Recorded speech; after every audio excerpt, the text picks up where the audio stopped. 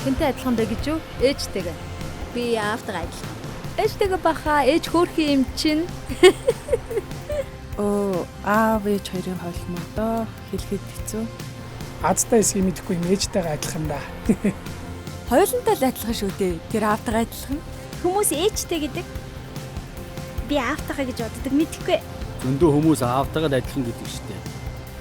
Тэр хинтэй ч адилхан биш ээ. Би ч бас хинтэй ч адилхан. Чи өрмөд эцтэй. Шуудын зөвштэй ч юм уу. Ээжтэйгээ л илүү адилхан. Ээж минь над шиг шүүр царайтай л да. Бас ээжтэйгээ адилхан хамартай. Хацрын хонхорхой мэдээж булчин шүрмэс. Буржгарус. Миний хамар Би яаж мэдвэ? Баха.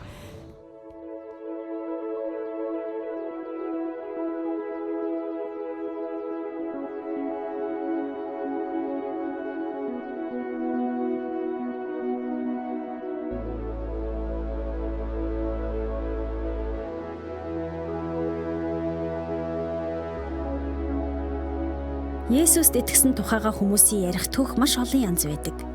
Нэг удаа Есүс шашны удирдагч Никодим гэдэг хүнтэй ярилцахдаа ингэж хэлжээ. Үннээр би чамд хэлье, хин дээрээс эс төрн тэр бурхны хаанчлалыг үзэж үлж чадна. Никодим настай болсон атлаа хүн хэрхэн төрөх вүлээ гэлээ. Есүс хариулахдаа үннээр би чамд хэлье, хин ус болон сүнснээс эс төрн тэр бурхны хаанчлалд орж үлж чадна. Махбодоос төрсөн махбод, сүнснээс төрсөн сүнс үлээ. Та нар дээрээс төрөх ёстой гэж би чамд хэлсэнд бүү гайх. Салхи дуртай газраараа үлээдэг. Чи дууг нь сонсовч салхи хаанаас ирж хааш оддгийг мэддэггүй. Сүнснээс төрсөн хүн бүр л ийм байдаг гэж айлдав. Дахин төрөх буюу дээрээс төрөх гэдэг хэллэг улиг болж дандаа эергээр ойлгогдоод байхаа болжээ. Эрэгтэй эмэгтэй хоёр хүн хайр сэтгэлээрээ нэгдэн нийлэхэд үр хүүхэд мэндэлдэг шиг Бурхны сүнс хүний сүнстэй нэгдэх үед ч тийм зүйл болдог гэж Есүс хэлж байгаа юм. Тийм үед хүмүүс шинээр буюу дээрээс төрж сүнслэг шин амьдрал эхэлдэг ажээ.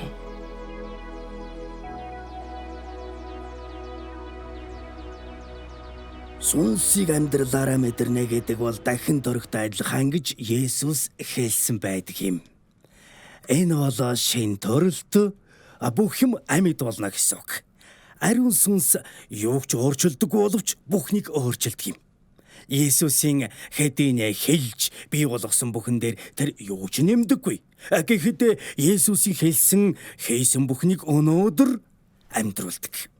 Ариун сүнс чухам юуны төлөө байдаг вэ гэвэл тэр бол Есүсийн ажлыг хийж бодит болгож гүйцэлдүүлдэг нэг юм. Ариун сүнс бол харилцаа бодгал. Энэ бол Бурхан эцэг болоод хүүгийн хоорондын бодит хайр.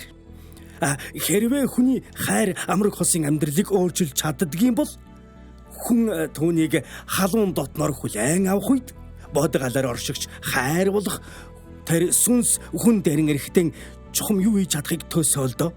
Ариун сүнсээр дүүрхийг мэдрэхээс илүү гайхалтай мэдрэмж энэ хорвоо дээр байхгүй шүү дээ. Би олон зүйлд донтож байсан. Янз бүрийн л зүйл. Тамиг, хайрх, төрөл бүрийн хүчтэй тамхинууд, марихуана. Энэ бүхнийг хэрэглээд чи дотор маань нэг л хоосон оргиод нэг л юм дутаад байдаг байв. Нэг удаа аваг ах маань намайг номон дуртай юу гэдэг нэг ном бэлгэлсэн юм. Надад бол гой зурагтай, шинэ хавтастай, сайхан шинэ ном л харагдаж байсан. Би авагдаа за би энийг уншнаа. Надад гой харагдаж байна гэсэн юм. Уншиж эхлээд Библи юм байна гэдгийг мэдсэн л дээ. Тэнд Есүс Христийн тухай, түүний амьдрал, сургаал бүх юм бичээстэй байлаа. Өмнө нь уншиж байсан янз бүрийн олон номнуудтай огт адилгүй санагдсан. Зарим роман, адал явдалтай зохиолоос бүр тис ондоо. Энэ номд ойлгохдохгүй зүйл их байсан ч би дуртаяа уншсан юм. Тэгээд авгаасаа та энэ номыг хаанаас авсан юм бэ гэж асуусан юм. Тэр надад нэг гэр бүл бэлгэлсэн гэсэн. Нэг орой, нэм гаригийн орой байсан юм. Би Есүс Христийн өмнө анх удаа өвдөг сөгдөөд эзэн би нүгэлтэй хүн. Би энэ үлтэй хүн. Эзэн намайг уучлаач гэж залбирав. Би уйлаад л байлаа. Бурхны сүнс сэтгэлд минь маш гүнзгий орсон тул би баяртайгаар уйлсаар байв. Хүн баярлаад тэгж уйлдаг гэж би ерөөсөө мэдээгүй. Тэр орой хідэн цагт унтснаа сандаггүй юм. Харин яг маргааш өглөө эрт орносоо босоход цоо шин амьдрал миний хувьд эхэлсэн юм. Хуучин муу зуршлууд маань ганцхан шөнийн дотор арилж одсон байлаа. Тэр надад хийж өгсөн болохоор ийм гайхамшиг бурхан хийж чадна. Ганцхан шөнийн дотор хуучин муу зуршлууд арилж цоо шин хүн мэндэлсэн. Би анх Христийг хүлээн авчаад за болчлоо би хийдгээ хийлээ гэж бодсон. Гэвч энэ үнэндээ эхлэл байсныг дараа нь хэн нэг нь надад хэлж өгөх ёстой болсон. Хүүхэд төрлөөгээд бүх юм дуусчдгүй шүү дээ. Хүүхэд ихээсээ мэдлэх нь гайхалтай мөч. Гэвч бид за болчлоо ингээд бүх юм дуусчлаа гэдэггүй. Энэ бол дөнгөж эхлэл шинэ амьдралын эхэн байдаг. Та итгэлд ирэхдээ Бурхны гэр бүлд үрчлэгдсэн. Та Бурхны хүү охин болсон. Ром 8:14-15 дээр Паул бичгтээ учир нь Бурхны сүнсээр өдөрдүүлж байгаа бүхэн Бурхны хүүгүүд юм. Дахин айдад хүрэх боолчлын сүнсийг та нар хүлээн аваагүй. Харин үржиллийн сүнсийг хүлээн авсан билээ. Түүгээр бид аава гэж дууддаг гэжээ. Ром гэр бүлд үржлэгдэхийг эрхэм дээд аз завшаан гэж тооцдог Ромын хууль ноёргосон нийгэмд Паул ингэж бичжээ. Та нар ариун сүнсээр дамжин сүнслэг үржилээр Бурхны гэр бүлд багтсан гэж Паул хэлжээ. Та Бурхны хүү охин болсон. Зөвхөн хүү охинч биш бас өв залгамжлагч болсон. Иннээс илүү өндөр дээд байр суурь гэж байхгүй. Ром 8:17-д Паул хэрэг бид хүүхдүүд нь юм бол өв залгамжлагчт нь ч бас мөн. Христтэй хамт алдаршуулгахын тулд хэрэг бид үнэхээр түүнтэй хамт зовдөг юм бол бид Бурхны өв залгамжлагчд бөгөөд Христийн хамтран залгамжлагчд юм гэжээ. Одоо бид Христтэй адилтгагдж хамтарсан юм бол хавчлага зовлон эсэргүүцэл учрна гэсэн үг. Гэвч бидний авах өв залгамжлагтай харьцуулах юм бол энэ юу ч биш. Бурхны өв залгамжлагч бөгөөд Христийн хамтран залгамжлагч байхаас илүү агуу баталгаатай байдал гэж байхгүй. Гэвч ариун сүнс бидний өөрсдийгөө тодорхойлох адилтгалыг өөрчлөө зогсоогүй Тэнгэрлэг эцэгтэй харилцах хамгийн л ойр дотн харилцааг бий болгож өгчээ. Ром 8:15 ишлэлдэр түүгээр бид аава гэж дууддаг гэж төгссөн байдаг. Аба гэж үсгэлэгддэг Аба гэдэг үгийг сонсохоор Шведийн Аба хамтлаг санаанд чинь орж магадгүй. Аба гэдэг бол арамай үг бөгөөд бараг орчуулагдаж боломгүй. Энэ бол аавыгаа дуудах маш дотн үг юм. Бурхантай харилцах бидний харилцааг дүрсэлэхэд хуучин гэрээнд энэ үгийг огт ашиглаж байгаагүй. Харин эцэгтэйгээ ямар холбоотойгоо Есүс энэ үгээр хэлжээ. Тэгээд та нарч бас Бурханыг аава гэж дуудаж болно. Ийм дотн харилцааг бий болгож чадна гэж тэр хэлсэн нь үнэхээр гайхалтай. Дэрмийн бүлэглэл үүрлсэн Латин Америк хороолд бий өссөн маш их хүчирхийл золбон амьдрал дүүрэн.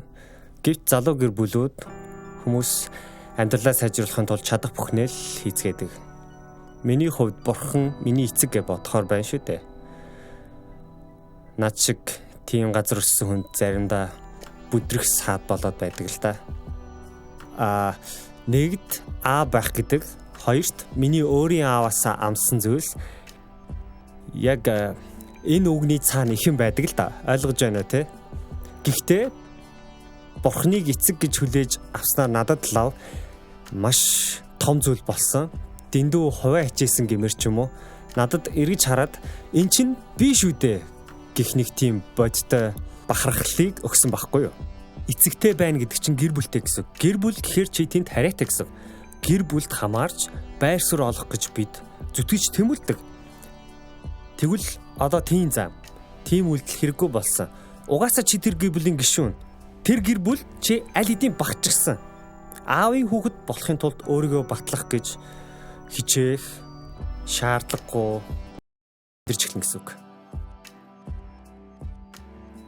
Бурхны хүүхэд байна гэдэг нь өндөр дээд завшаан, хамгийн гүнзгий дотн харилцаа.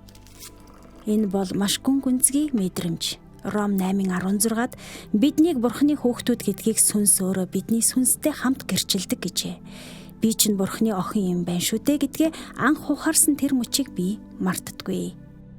Би ер нь хин юм бэ гэдгээ олж чадахгүй дотроо маш их зөрчилтэй байсан үе. Бурхан эцэг хайраа надад харуулхад түүний охин би өөрийгөө үнэндээ хинбэ гэдгээ жинхнээр нь олж харах шиг болсон. Гэрэл асааж байгаа юм шиг арай биш л дээ. Харин хиний хүүхэд гэдгээ одоо л мэдлээ гэсэн тийм маягийн мэдрэмж. Эцэг их нь өр хүүхдээ хайрладаг шиг л гэхдээ бүр илүү агуугаар. Тэнгэрлэг эцэг таныг хайрладаг гэдгийг мэдэх нь таны мэдэрч болох хамгийн гүн гүнзгий мэдрэмж юм. Гэртээ ирсэн та тэнтхийх гэдэг тэрл мэдрэмжийг чухам ариун сүнсэл авчирдаг юм. Миний найз Наоми Стив гэдэг залуутай гэрэлсэн юм. Стив өргөмөл хүүхэд байсан. Миний сайн найзыг бас Стив гэдэг байв. Би түүнтэй гэрэлсэн л дээ. Тэр нялхтаа өрчлөгдсөн бөгөөд өргөмөл аав ээжтэй маш их хайртай. Тэд ч түүнд үнэхээр хайртай. Хүүхэд байхдаа тэр маш их хайрлуулж, анхаарал халамж дунд өссөн. Хэдэн жилийн өмнө өвчлөлийн товчороо тэр загтал бичээд төрсөн ихтэн захиа явуулж өгөхийг гуйсан юм. Таныг маш зөв алхам хийсэн гэдгээ мэдээсэй гэж би хүссэн юм аа. Намайг хүнд өгөхийг хүсээгүй гэдгийг чинь би мэднэ. Намайг хаа байгаа болдоо гэж зовдөг байсан бах. Би маш сайхан амьдарсан. Миний төлөө хийсэн зүйлс чинь талархаж явдаг гэдгээ л хэлэх гэсэн юм аа гэж тэр бичсэн байлаа. Юу ч болж байсан таныг байгаагаар чинь хүлээн зөвшөөрч хайрладаг гэр бүл, орон гэр бий гэдгийг баттай мэдэх нь л жинхэнэ үрчлэл юм. Стив гэр бүлээсээ чухам үнийг л олж авсан. Гаднаас нь харахлаар ил байдаг ч гэлээ. Заримдаа тэр бүр өргөмөл гэдгээ мартчихсан гэж явдаг юм. Гэртээ байгаа дотн мэдрэмжийг ариун сүнс бидэнд авчираад зогсохгүй. Бурхны оршихуйд хамт байх тусам биднийг өөрчилж бид Есүстэй улам адилхан болдог. Хин нэгэнтэй хамт байх тусмаа тэр хүнтэйгээ адилхан болдог гэдгээ та анзаарсан уу? Янз бүрийн зуршил маяг төрхийг нь хүртэл хуулцдаг биз. Паул харин бид бүтээлэггүй нүрээрээ эзний алдрын тусгалыг тольдох мэт хараад түүний дүрд эзний сүнсээр алдраас алдарт өөрчлөгддөг гэж бичсэн байдаг. Есүстэй адилхан болсноор ариун сүнс бидний дотор ийм сайхан чанаруудыг суулгаж өгдөг. Харин сүнсний үр жимс нь хайр, баяр баясгалан, амар тайван, тэвчээр, инрэл, сайн сэтгэл, итгэмж, дөлгөөн зан, өөрийгөө захирах юм. Ариун сүнс бидний дотор ажиллаж байгаагийн баталгаанд бид Бурхныг болоод бусдыг улам их хайрладаг болох явдал. Иннээс баяр хөөр ундардаг. Баяр хөөр бол жаргалтай байна гэдгээс өөр ойлголт. Христэд итгэгч бидэнд жаргалтай амьдрах баталгаа өгөгдөөгүй. Зарим хүн маш хүнд хэцүү амьдралыг туулдаг. Бид ч бүгдээр л янз бүрийн сорилго бэрхшээл дунд явдаг. Харин шинэ гэрээ бидэнд баяр хөөргийг амласан байдаг. Энэ бол жаргалтай байна гэдгээс илүү гүн гүнзгий утга учиртай.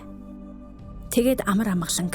Энэ бол зүгээр нэг өнгөц тайван байдал биш, харин бэрхшээл зовлон төгшөөр сорилго дунд амар амгалан байхыг хэлдэг. Энэ бол хүний ойлголтоос давсан амар амгалан юм. Ариун сүнс гэр бүлийнхнийг хооронд нь адилхан болгодог. Бид Бурхны хүүхдүүд учраас Бурхны зан чанар бидэнд өгөгддөг. Бидний дотор оршигч ариун сүнс Тэнгэр дэх эцэгтэй улам ойр дотн болж энэ харилцаан дотор өсөхөд маань тусалдаг.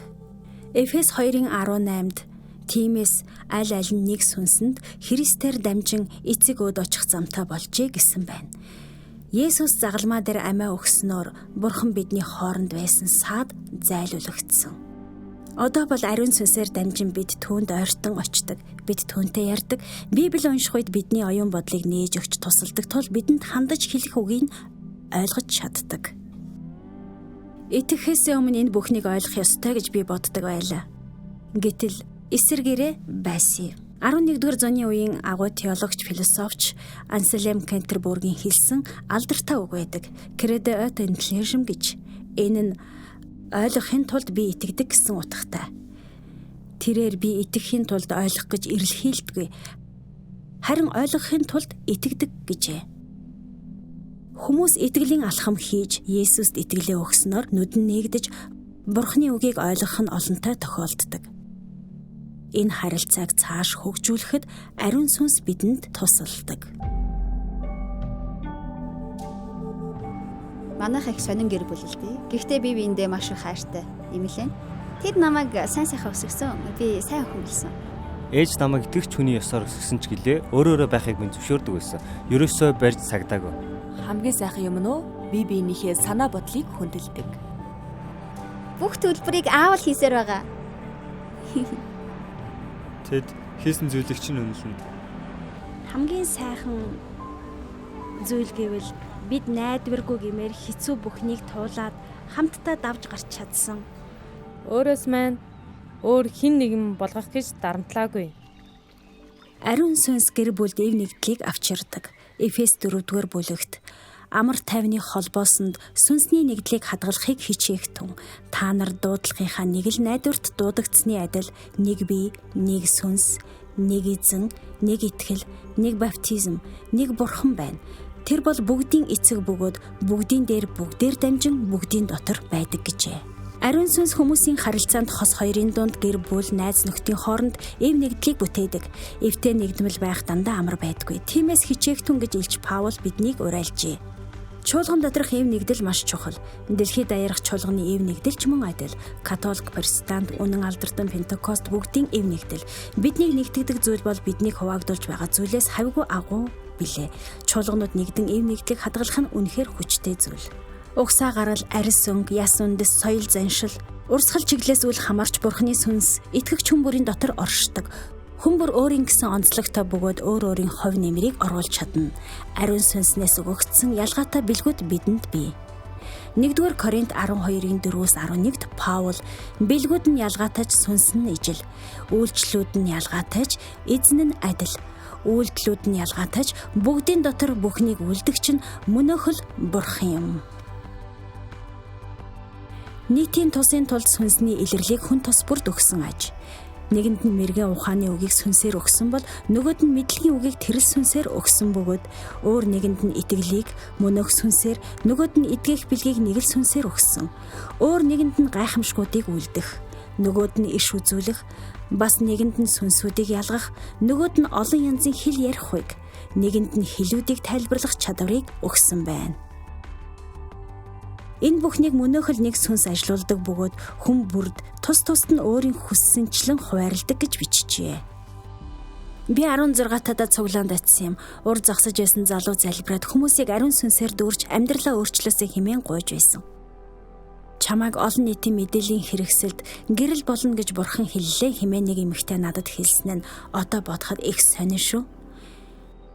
Тэр хүн миний төлөө залбирх үед би ариун сүнсийг бодтоор мэдэрсэн юм. Ёстой гайхалтай байсан. Гар чичигнээд л бүх биеэр маань энергийн урсгал гүйж байгаа нь мэдрэгдэж байсан. Халуун юм шиг мөртлөө бас хүйтэн юм шиг, гараас маань хүйтэн мөртлөө халуун юм төөнөх шиг. Бурхны сүнс намайг халиан дүүргэж байгааг би мэдэрч байсан. Нөгөө эмэгтэй ярьж байгаа юмыг ингэж баталж өгсөн л доо. Бурхан надаар юу хэлэх гэж байгааг сонсоод би үнэхээр догтлон хөөрсөн. Хамгийн гол нь надад зориулсан төлөвлөгөө тэрэнд байдгийг ухаарсан. Харин олон нийтийн мэдээллийн салбарт ажилласан өнгөрсөн 6 жилээ эргээд харахлаар Бурханы амлалт миний амьдралд хэрхэн биелсэн тов тодхон байдаг. Ариун сүнс итгэгч хүн бүрийн дотор оршдог. Бидний хүн бүрд бэлэг өгөгдсөн. Хотлоороо нэгдэн амьдрахын утга учир нь хүн болгон авсан бэлгээ ашиглахад оршино. Бид бүгд оролцох ёстой. Хүн бүр авсан бэлгээ ашиглах үед чуулган амьд болдог. Бурхны сүнс бидэнд хүч өгдөг. Есүс та нар хүчийг олж миний гэрч болно гэсэн шүү дээ. Бид амсаж мэдэрсэн зүйлээ бусдад хэлэх үед л чуулган өсдөг билээ.